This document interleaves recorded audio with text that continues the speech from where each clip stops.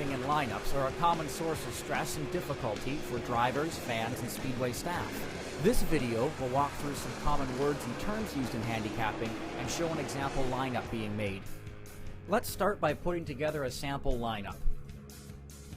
Starting positions for qualifying heats are based on a driver average of total accumulated featured race points for the last 3 races in which that driver competed.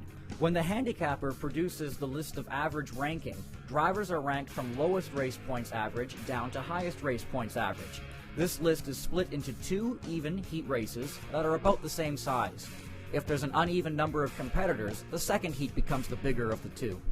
In a 2 heat race system, drivers in the first half of the list are listed as heat race number 1. The first driver on that list, with the lowest points average, will be the pole sitter or first place position in heat race number 1, with the other drivers filling in the remaining positions in the order they were ranked. The same approach will be taken for heat race number 2 when seeding the drivers in that heat. This is sometimes called the slow heat and the fast heat.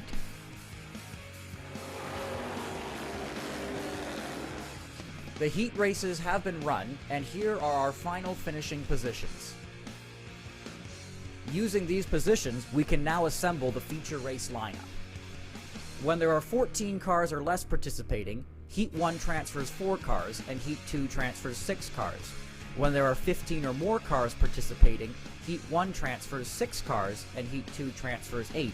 In this example, we have more than 15 cars participating, so we will transfer 6 cars from heat race number 1 and 8 cars from heat race number 2.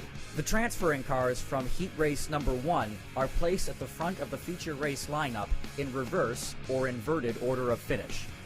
The transfer cars from the second heat race are placed in the lineup after the transfer cars from heat race number 1 and are seated in reverse or inverted order of how they finished.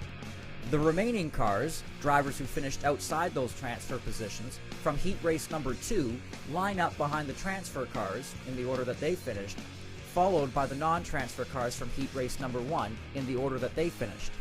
It is also important to note that any cars that did not start their designated heat race will always be at the end of the feature race lineup, regardless of which heat race they were designated to. This concludes this handicapping video. We hope this has allowed you to better understand how the handicap system works during a race night. If you have any questions during the week, you are welcome to contact the Speedway office. Thank you for choosing Delaware Speedway as your racing destination. Best of luck to all drivers this season.